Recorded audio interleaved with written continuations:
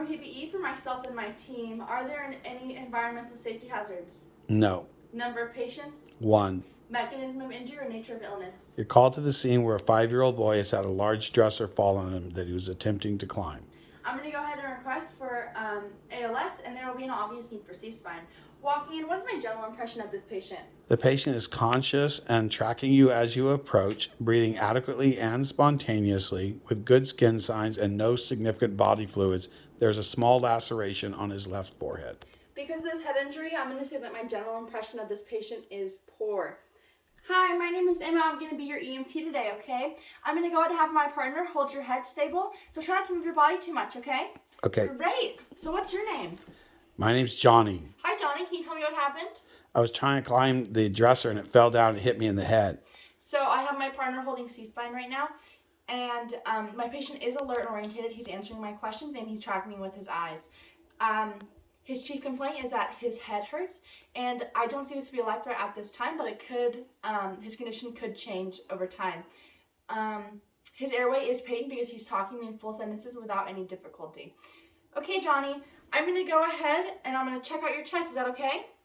Great. So what's the rate, rhythm, and quality of his breath? The patient is breathing adequately and spontaneously. Okay, and then what's his pulse ox? Pulse ox is 99. I don't see a need for any oxygen therapy at this time, but if there is any change, I will consider applying O2. And then checking his pulse, what do I feel? His pulses are present, they're regular, and slightly fast. Great. And then do I see any major bleeding? No. What's his skin color, temperature, and condition? Pink, warm, and dry. Okay, so I'm going to go ahead and say that Tommy is going to be a non-priority patient. We're going to go code to the hospital, reassessing him every 15 minutes. I'm going to go ahead and apply a sterile dressing to that injury. And then, like I said, code to the hospital with an ALS meeting us there. But if his condition does change, we're going to go code through the hospital with an ALS intercept, and then I'll consider applying O2 therapy. Okay, so now I'm going to go into physical examination. While I'm doing that, I'm going to have my partners obtain vital signs and try to obtain a sample history. Okay, Johnny, I'm going to go ahead and check you out. Okay, so I'm going to do physical examination, so let me know, like, if I...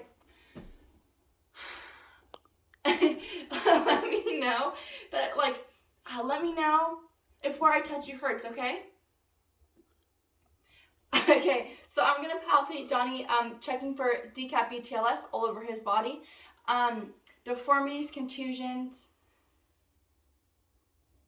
abrasions, penetrations or punctures, burns, tenderness, lacerations, or swelling. So starting with the skull. Remember, Johnny, tell me if any of this hurts, okay? Great. Check the front of my gloves for any blood. Now moving on to the front of the face, keeping in mind where his wound is, trying not to get too up close and personal with that. Checking on his eyes, his nose. Remember to check his nose and his ears for any fluids, also his mouth for any vomitous foreign materials such as teeth. Now I'm going to go down and check his C-spine, make sure that's all okay. And then I'm going to check his trachea, make sure it's in line, look for JVD, jugular vein distension. I'm going to palpate his chest now. Johnny, can you take a deep breath for me? Did that hurt at all? No. Great, I'm going to listen to his lungs. What do I hear? Clear and equal bilaterally. Awesome. Remember, Johnny, tell me if any of this hurts, okay? Okay. So I just palpated his abdomen. I'm going to keep in mind to check his perineum and genitalia. And then, again, checking for decap BTLS on his lower extremities. Awesome. Okay, Johnny, do you feel any tingliness in your toes or your feet? No. Great. So can you push down on my hands? Yes. Can you pull up on them? Yes. Can you tell me what toe I'm grabbing? The little toe. Awesome. And then capillary refill, less than 2 seconds. Checking his pulse. What do I feel? Present bilaterally. Okay, I'm going to check his upper extremities. Remember, tell me if any of this hurts, okay?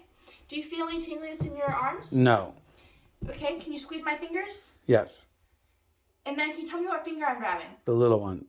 Okay, capillary refill, less than 2 seconds. Again, I'm just going to check pulse, what I feel. They are present and equal bilaterally. Okay, so now I'm going to turn Johnny over to his side, turning him towards me on whoever's holding C-spine's count. So they'll count to 3.